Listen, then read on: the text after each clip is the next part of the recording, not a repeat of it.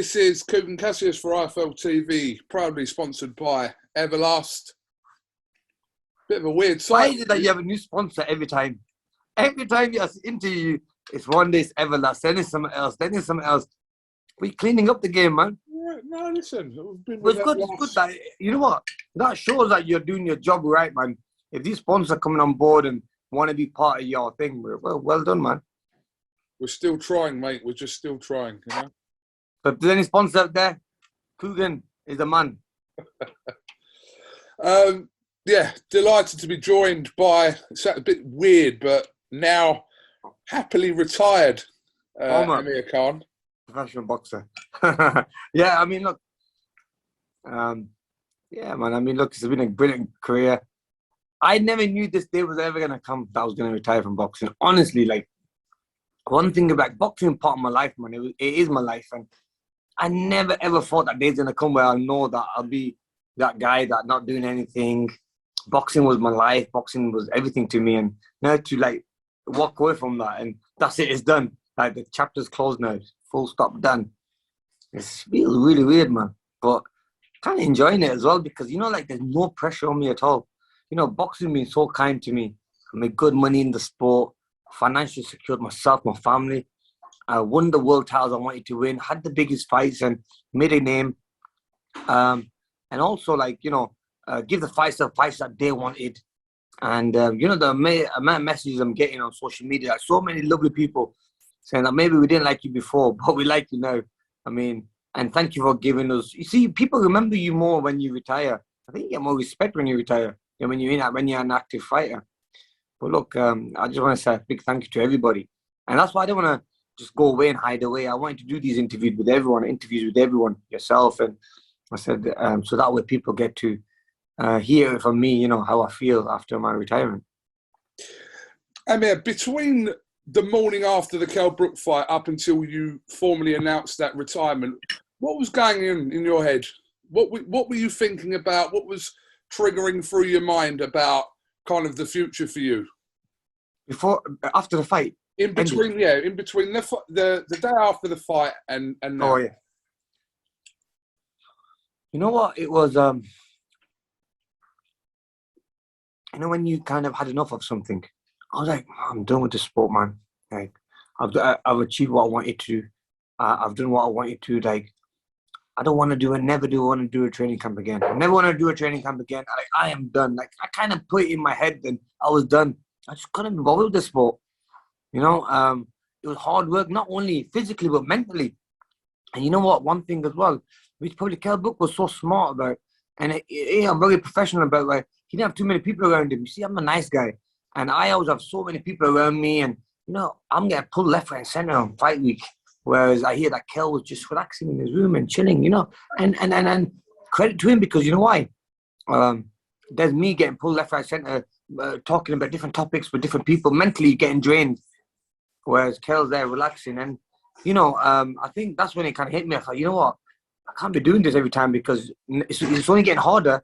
But the fan base is only getting bigger and the people around me is only getting bigger, you know, and more. So I can't be doing this. And best decision I made was to call it a day. I know this is probably a difficult question to answer, but do you think that if you'd won that fight against Brook, that your thought process might be different now? Or do you think you still might have retired anyway? I think I've just like tell Husna to do it, okay? Yeah, I don't know how to do it, darling. The kids are slow. My life's come to now. Husna, can you help her do this, please? I don't know how to do it. Or ask the mom to do it. Even if I won the fight, I think I still would have probably retired because it was in training camp, all these injuries that were happening. How my shoulder went, rotator cuff, I ripped my tendon. Well, not ripped it, but torn it. Oh, man. Sorry, bro. Yeah. I started getting all these injuries in training camp, which I've never had before. And I could, you know, the morning when I was getting up, it's like I was forcing myself to get up. I was not really. Sorry, bro. Okay, cold. You know what I'm going to do? I'm going to put my phone on a finger and then we'll answer that question again. Sorry, bro. Airplane mode.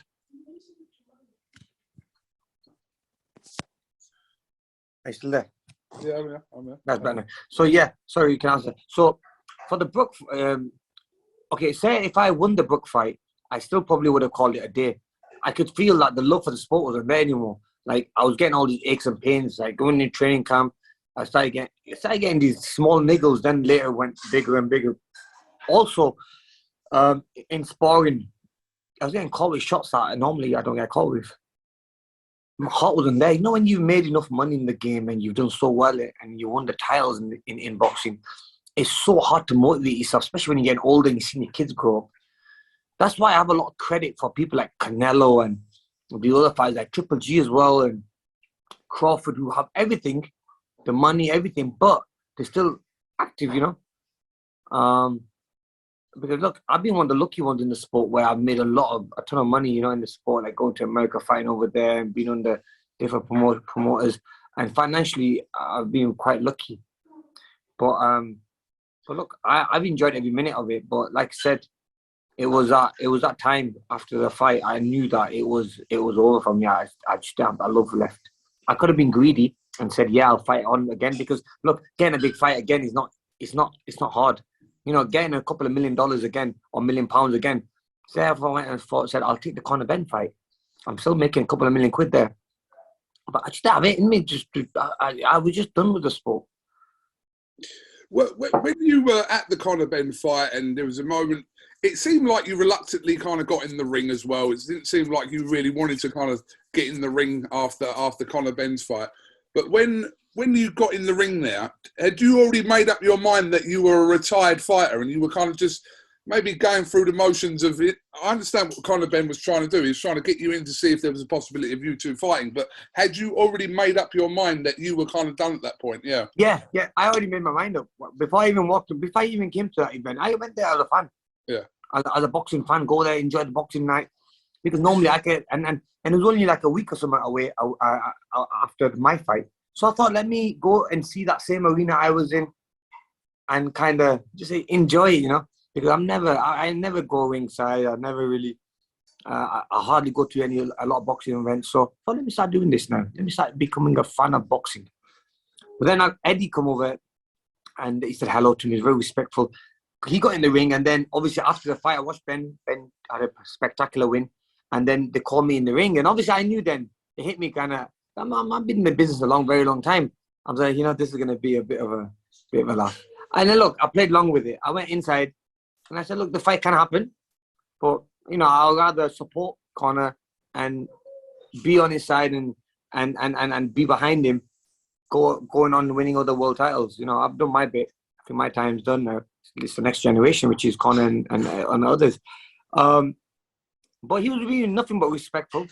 Obviously, he said that, look, if I do half of what Amir Khan's done in his career, I'll be very happy. I mean, look, he's a great fighter. You can't take that away from him. But it was a great PR move, yeah, definitely. I mean, look, Eddie's the man when it comes down to PR and getting some marketing something. So credit to him. But I had already made that mind up that I wasn't going to fight again, you know? Obviously, prior to your announcement of your retirement, literally, I think they were a week apart. We did see the announcement of Kell Brook also deciding to call it a day. First of all, were you surprised that Kell has decided to call it a day? You know what? I am surprised why Kell called it a day, because, look, he still had that one more big payday.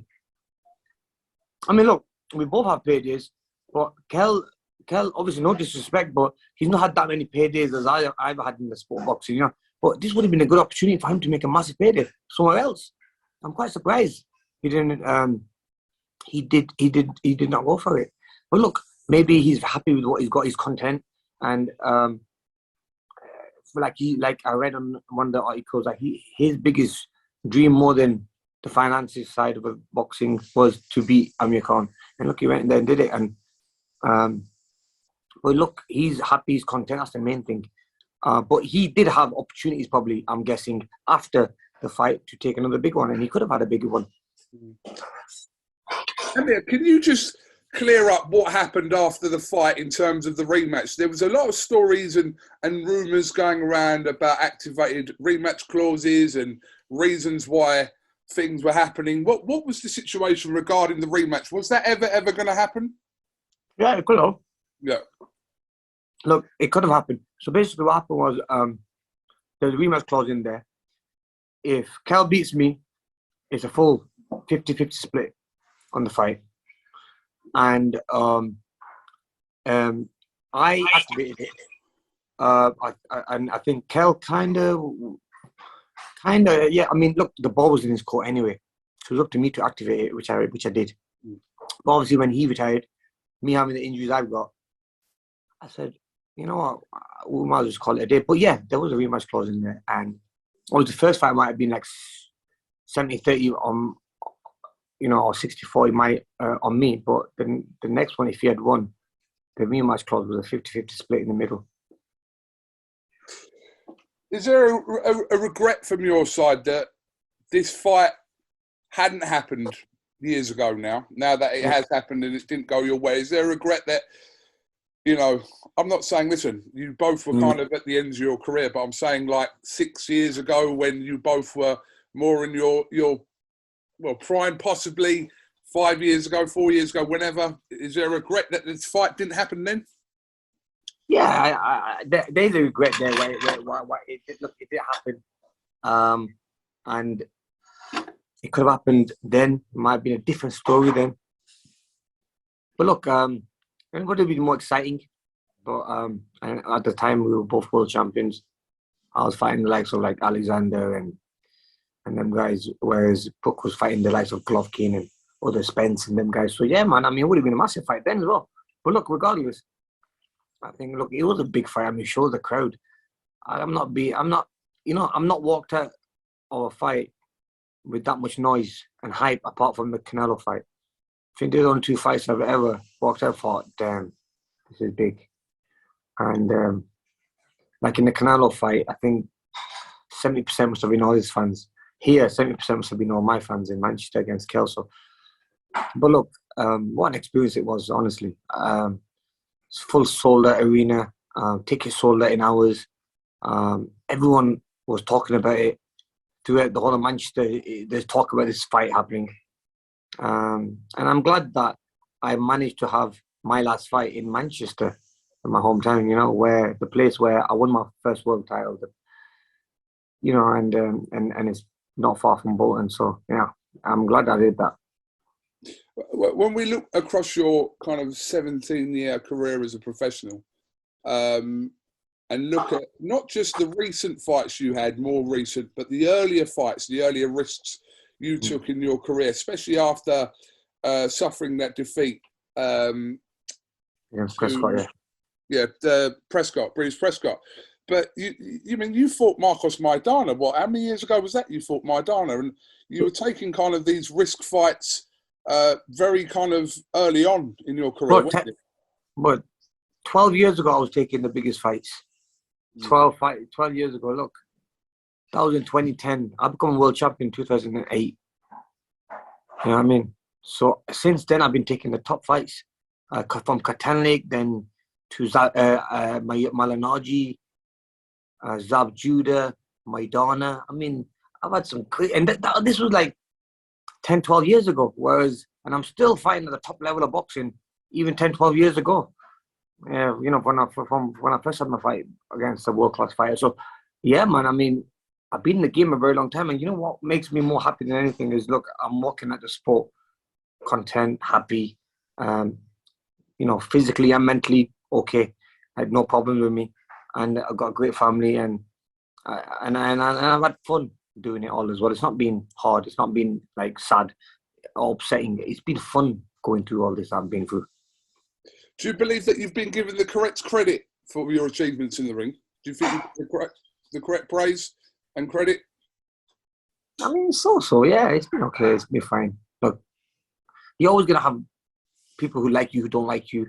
You're always going to have people who probably envy you as well and all that. But look, it is what it is. But I have had a lot of messages from a lot of people on social media and stuff like that saying that we never used to support you, we never liked you, but listen, we apologise for all the bad that we've wrote to you, and we are 100% behind you now. And yeah, so it didn't really bother me, to be honest with you. I think you made that very successful decision to go out to America. At the time you did, Early. you know, and train with, you know, guys like Freddie, etc., and kind of establish. And think about it, I'll be one of the first guys to do that in that era. You know, if you think about it, Coogan, like I was one of the first guys to go to America, cut myself there, train over there, and since then you've had people like AJ who wants to do the same thing or try to do the same thing. You've had boxers go to Miami, train over there, and all over. You know, so I think it does help. No disrespect to the UK coaches, but I think when you fight in the world-class level, you're always going to, I think having an American coach is a little bit better because the experience that they have is totally different to the UK fight, the coaches, you know. So I think one of the best decisions I made me the name I am. I mean, got me the big deals. By me training in America, got me the big deals with all the big other promoters, like Golden Boy. Then I was with Frank Warren when I first went to America. Then at Golden Boy, Oscar used to always come in the gym and watch me train. And he used to always, like, you know, be nice and give me tips and stuff. And then soon as my contract finished, boom, he signed me up straight away. Give me a great deal and signed me up. Did you ever think that kind of from them earlier years, before you went out to America, did you ever think that your life would become of such interest to people and become so public? Obviously, you've got your wife and your kids now. You know what? I always said that I want to become a big name, and I'm going to do my hardest to become a big name in the sport of boxing and leave a great legacy behind. Never thought it'd ever go this way, you know, and this good, because look, man, I mean, I have such a big fan base. I mean, I've got my own TV show on BBC with my family. Boxing career's gone brilliant. Even my last fight was shown to millions of people around the world. The promotion of it was massive, and yeah, man. I mean, I couldn't ask for anything better. You know, one thing I've always said to people: when you have a clean heart and a good heart, and you're a good person, things come in your lap. Things come your way automatically. And I've always been a good person. I've never been jealous of people. I've never envied anyone. I've just been content, happy in my own life, and thankful. And God puts things through your way. Look, I know for a fact that if I even stayed in the sport of boxing now, I know God will throw something in my lap again. There'll be another big fight. There'll be another way of making big money. I'm not talking small money like $1 million, $2 million, or $3 million. I'm talking big money. But someone else will fall in my lap. You know, I've been very gifted that way. So I thank God for all them things, you know. But look, my career's been brilliant. There's no point in never being greedy and staying in the game too long, because that's where you can get hurt as well. I've got a family. I've got a beautiful family. I've got 3 kids. I want to spend time with them. I want to enjoy seeing them grow up and taking them to school and do those school runs and taking them on trips and holidays and stuff like that. Yeah. I mean, one of the biggest kind of surprises and shocks in your career was when you, a few years ago, decided to work with Eddie Hearn, because obviously you guys have been back and forth over the Kell Brook situation for so long, so many interviews back and forth, etc. And he's a promoter, he's playing the game, you're both playing the game, but it was a big surprise when you two started working together. I hated Eddie bad. Like, me and Eddie would never look eye to eye, honestly. And what made it even worse at that time was when we had that fight against McCluskey, because he was promoting McCluskey at the time. Man, I hated Eddie. Like, me and Eddie would just not look eye to eye. And it was a massive shock to the world, because people knew how we hated each other. But don't get me wrong, I like Eddie now. Eddie's a nice, funny guy, and I've got the humor side of the way he is. He's a funny type of guy, you know. Either you love him or hate him, but I think a lot of people love him more than they hate him. Even the guys who hate him still have that little bit of love for him. He's that type of guy. And came out of the jungle, and my dad started speaking to Eddie. Okay, fine, maybe we could do something together. Not telling me, but because I would have just shut the door on it. Boom. And then soon as they said, look, we got a meeting with Eddie, just have to sit down, hear him out. And I met him, and he seemed like a really nice guy. And then I said, cool. And look, I see a couple of his interviews before that where he said that his dream is to sign me one day.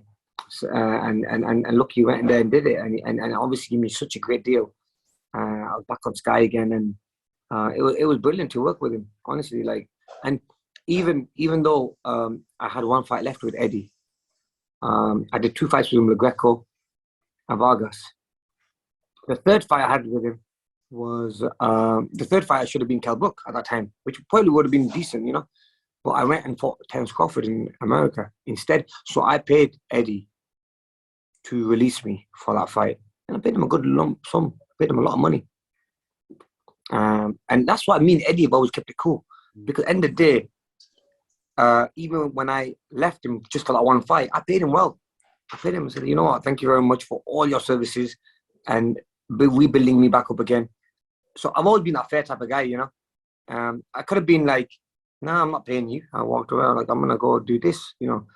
And Eddie I probably could have done that. And Eddie probably would have been the type of guy to say, you're not going to argue back with me. Probably would have let me go. But then, you know, then that relationship dies there.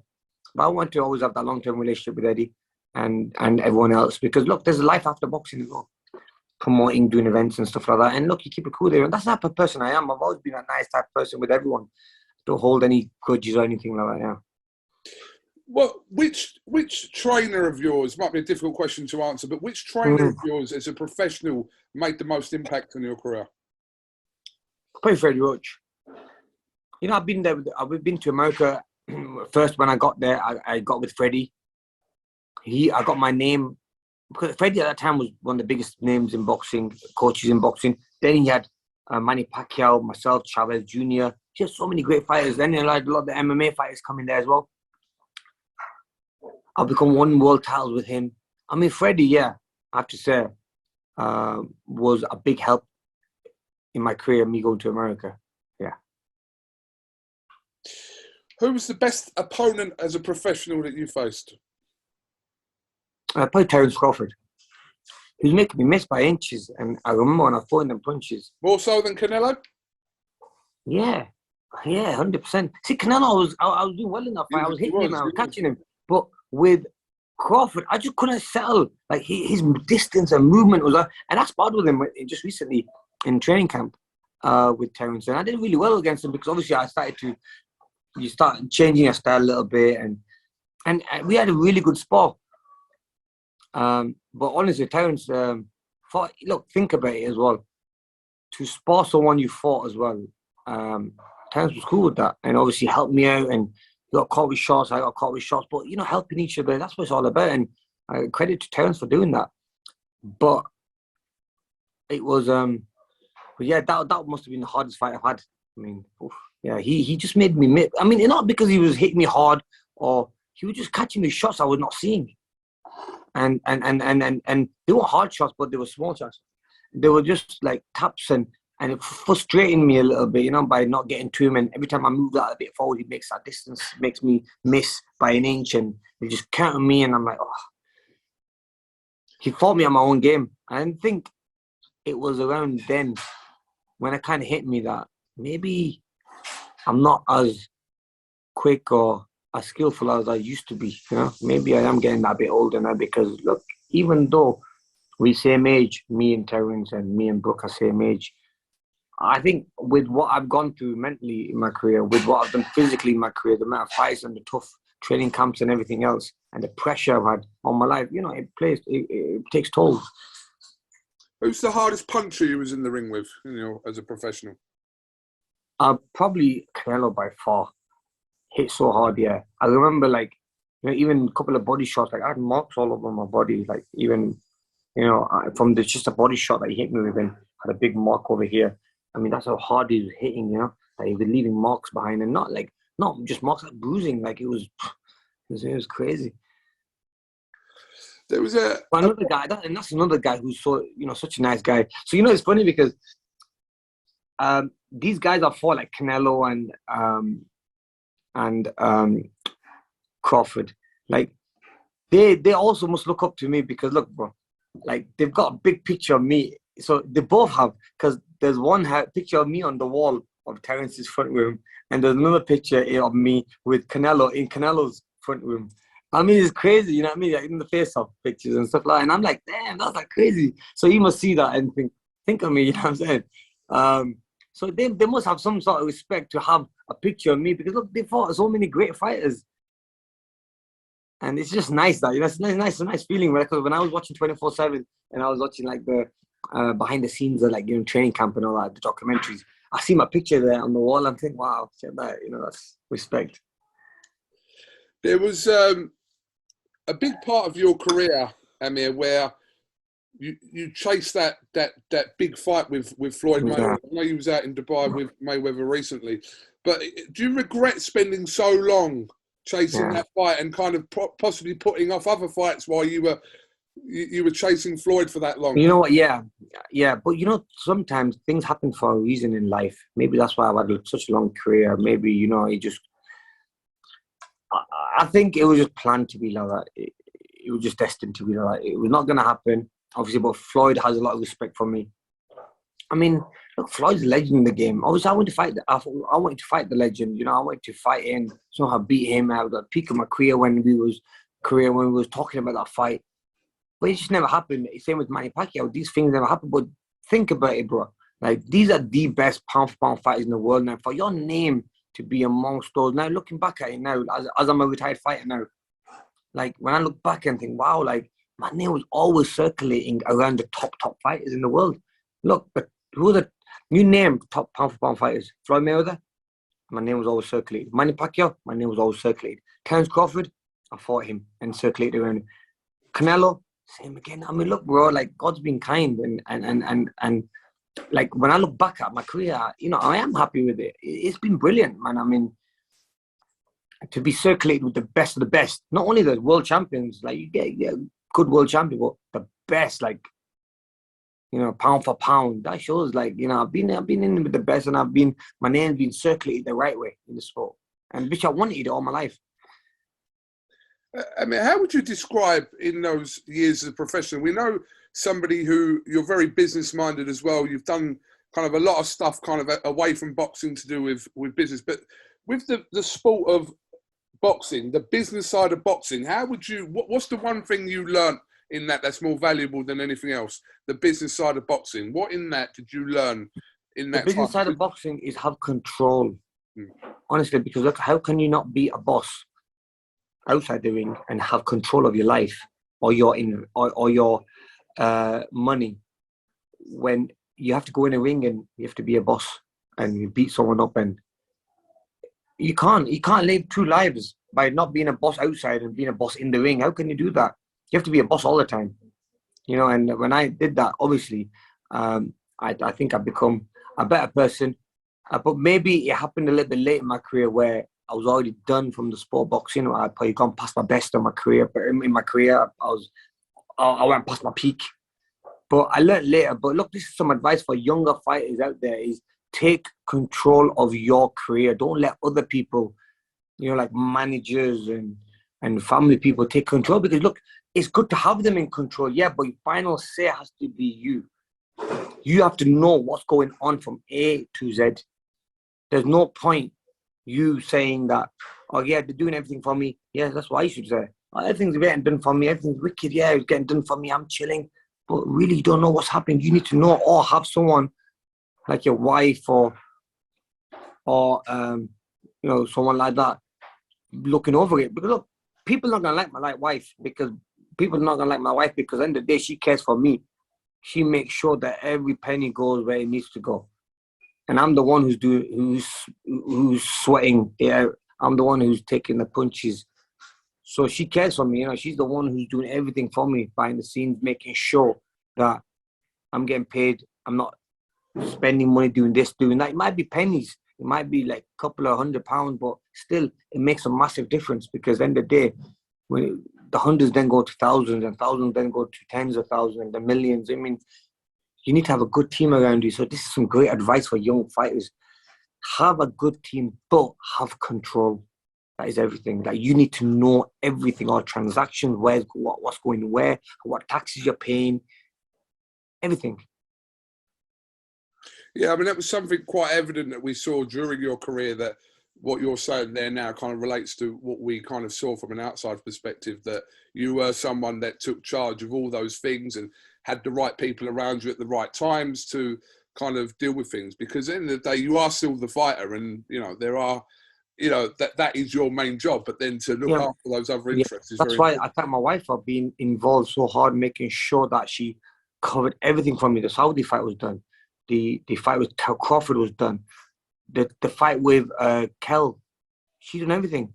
When it comes to the biggest fights where I made the most money and the money that I probably see and recognize, I mean, she's the one who made them fights happen, because obviously she was taking full care of everything. But then Ant's coming back to me as well and saying, Amir, this is what this is being said. This is what you're getting. This is what's going here. This is what's going there. Tickets, this, that, another. I was getting to know everything because that's a peace of mind for me as well.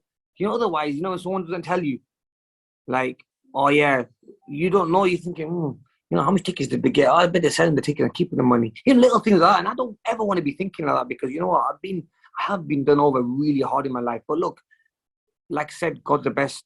Where, when you have a good heart and a clean heart and you're a good person, God gives you more. And I think me being the type of person I was, maybe that's why God made it easy for me. Is your wife pleased that you've retired? Yeah, damn. Yeah, she's really happy. She's like, no, you have to do the house errands and do this and do that. No, like it's now come to like being a husband and being a father. Yeah. But I mean, it's good. I enjoy it. Amir, you've spent, like I said, your kids are quite young, and you've spent obviously all those months, etc., at a time in camp, etc. But now away from you'll get to enjoy that side of life as well, being a dad again. Yeah, definitely. Taking them to school, picking them back up again. Just going to the shop, like walking to the shop with them. The small things. It's wicked, bro. Like yesterday, I took them. I had a little swim with them. I was chilling with them, and took them to the mall for a walk because I had nothing to do, literally. So I go, listen, let's just go to the mall. Went to the mall, took a walk around the mall and stuff. It was sick. Yeah, it was nice just to be normal with them. But yeah, the kids do have a bit of an expensive taste. So I'm like, can't keep taking them to the mall. I'm taking them to like the pound store. Saying, listen, get whatever you want. You're only allowed to get 2 toys each. And the kids are buzzing like, yeah. But the thing is, I'm in Dubai now where there's not many pound stores here, brother. So there's no to take them. I can't take. There's no stores like that here. So wherever they want to go, but they're literally rinsing me. So look, everything you do is for the kids, so it's all good, man. Of course. Yeah. If you were to name the best single moment of your career?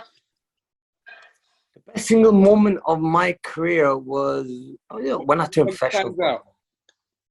When I won the silver medal. Yeah. Olympic silver medal. You know why? Because it gave me that platform. No one knew me. Honestly, I was before the Olympics, I was a world champion. I was a European champion. I was a 4-time national champion. I was a boys club champion, schoolboy champion. I won everything, but no one really recognized me. It was after Olympics, even not win the gold, but win the silver. I've become a household name, and it's what made me and what gave me the platform. So that was my platform. That was the foundation. After that, everything went big. So, as a professional, what would be your moment? Professional, I think when I had the fight against Maidana, because that was like the fight that made me the person I am, and obviously him being a big puncher and a dangerous fighter, and there was vacant WBA super title, but I had the WBA title. So it was a world title fight. At top of that, I was getting another world title. So it was a massive fight. And look, he got the best fight of the year. And that kind of gave confidence to the people who support me that, look, this guy's going to go far. And I kind of ticked all the boxes in that fight. Yeah. That fight defined me, yeah. Do you remember your professional debut? I do. Against... it was in Bolton Arena. It was against... I can tell you. Go on. David Bailey. David Bailey, correct, yes. I was watching some clips of something, and it was David Bailey, yeah. And I stopped him in, I think it was 3 rounds. Yeah. But yeah. 17 years ago, mad, isn't it? 17 years ago. And look, bro, like my fights have not been easy, bro. Even from my first fight, David Bailey had a record of like, okay, fine, he lost like maybe 2 fights, but 1-4. I mean, decent records the people had. They had more wins than losses. If you combine all the wins and all the losses my opponents have had in the last 40 fights, you'll see and compare it to any other fighter. I mean, it's been hard. It's not been an easy run for me. So yeah, I mean, look, I'm happy the way my career's gone, but you always get those jealousy moments of people as well. It's just part of it, you know. People still, but I'm retired now, so you don't have to be jealous about what I'm doing and stuff. So I'm like, oh, let it be. I might be wrong. I'm pretty certain when you fought David Bailey on your debut, I'm pretty certain that was a first round job. I might be wrong. You said it was round 3 or whatever. But You know, I think it was the first round. I think it was the first it round. was the first round. 17 years ago. But I see, 17 years. Damn. So I was 17 when I went to Olympics. So in a way, it's doubled it now and done this. So really, look, it's been a mad career, man. It has been mad, innit? From the Olympic days. What were you doing then, Coogan, when I was in the Olympics? 2005. Oh. I was trying that when you made your debut. I was trying to be an actor. Yeah. Yeah, I was trying to be an actor. So I was trying to get on. In America or UK? No, in the UK on some low budget British films, and I was going to auditions every week and stuff. How old were you then? What's that? How old were you? 24. Damn. So like crazy, huh? 24. Because I watched a couple of your fights before we even did IFL. I went to a couple of your fights. I did it. You know where I met you the first time? Where I recognized you when I remembered it. In Vegas. Yeah. In Vegas when you were Ricky Hatton. So what were you doing with Ricky at that time? I don't know. I was just Ricky's mate. I still am Ricky's mate, but just... You with Ricky, just chilling with him and stuff, yeah. In the gym, I saw you in the gym. Fluke to job as his security, so yeah. Yeah, but that was 13 years ago. Do you know what I mean? That was 13 years ago. Was that the Mayweather fight? No, Pacquiao fight. Yeah. Crazy, yeah. Absolutely. Any regrets for you in your career? Nah, it's been good. Even the things that went wrong in my career, I think it's made me the person I am. So really, no regrets. The way my career has gone, I'm very content and very happy with. I mean, look, I wish I won the last fight against Kel, but like I said, I didn't. But it is what it is, you know. But I'm still very happy with the way my career has gone and what I achieved in the sport and what I did in the sport and how I'm able to look after not only my family, but like generations of people. And yeah. This is a really, really unfair question, so I'm going to apologise about asking this. But are you telling me it's absolutely impossible that we will ever see Amir Khan in a boxing ring again? Look, I don't know, man. I mean, look. I know it's unfair for me to say that to you, but I do need to ask you. I don't know, bro. I don't know, man. Look, end of the day, look, we are all prize fighters. And look, at this moment in time, like, hell no, I don't want to fight again because I've got my injuries and it's still sore. I can't even lift my arm up and everything. But once I'm all right and I'm fit and I'll go back, I want to go back in the gym again because I don't like being heavy. I want to keep lean. You just never know that I might just get that love back somehow. I might miss it, you know, because mentally I've never ever had this break in my life where I'm off. I'm not going to fight again. So this is my first ever break I've had from boxing. So I don't know how it's gonna turn out. Yeah, look, exhibition fights might come. Look, I've been offered exhibition fights a long time ago, and I've turned them down. Maybe now it might be a little bit different, but I don't know, man. But I think I am done, to be honest with you. Look, what else is there for me to do apart from exhibitions? A bit of fun, but other than that, not a real fight. You know, because what kills you is that training camp. Them training camps are the ones that hurt you, and the injuries are always going to be.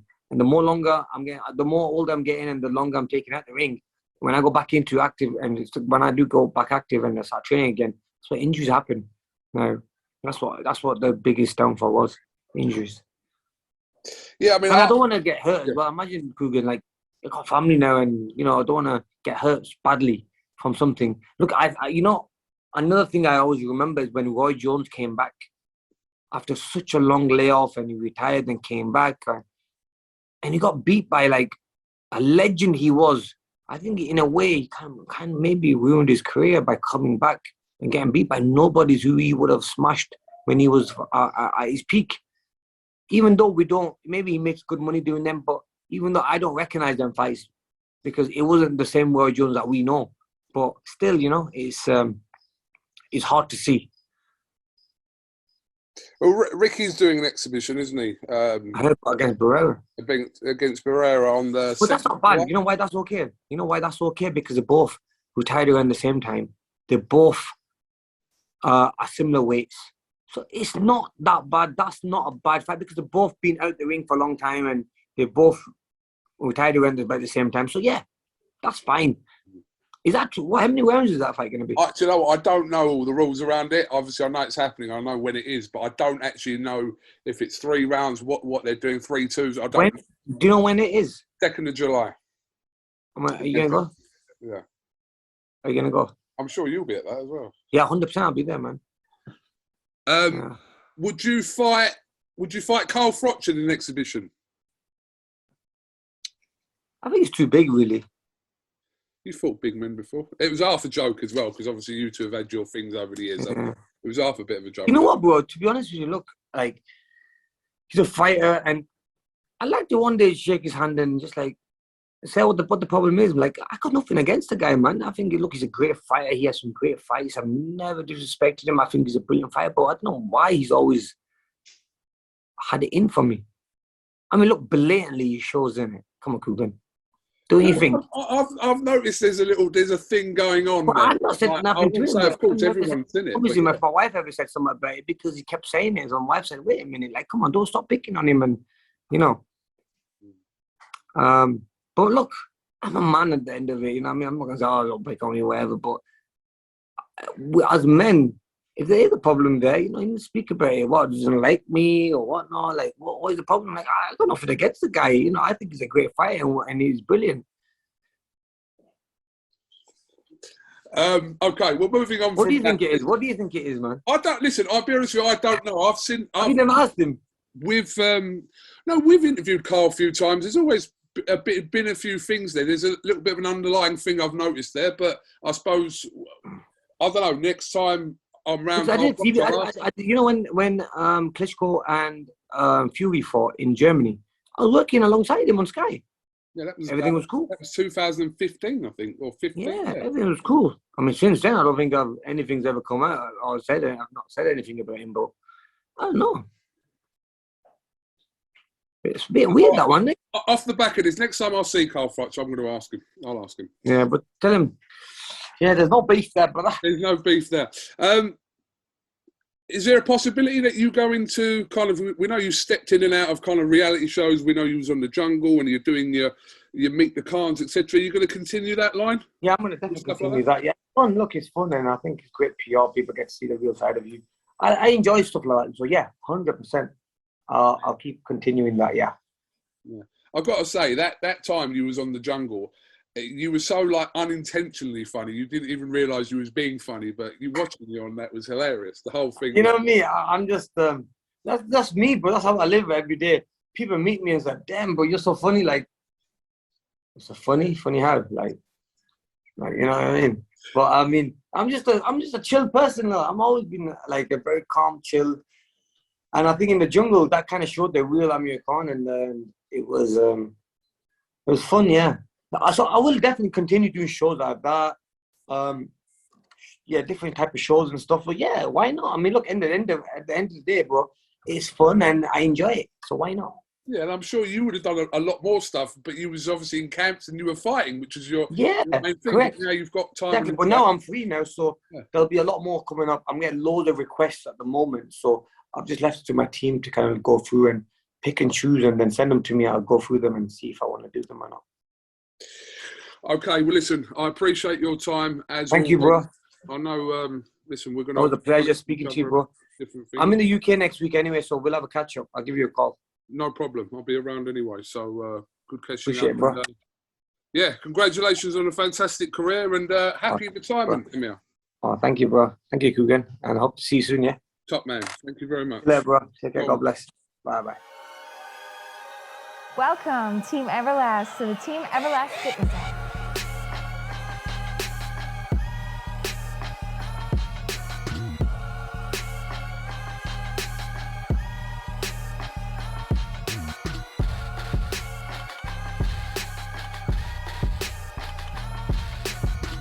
Download the Everlast Fitness app and find your greatness within.